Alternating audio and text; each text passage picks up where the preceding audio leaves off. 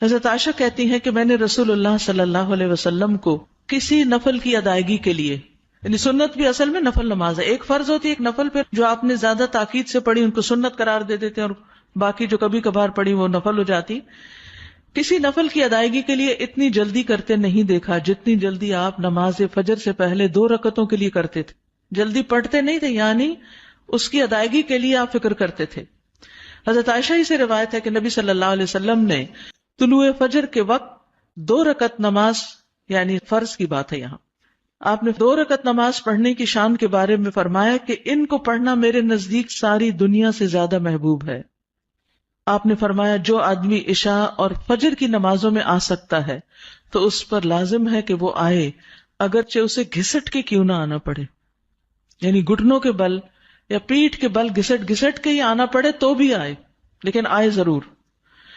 کیوں؟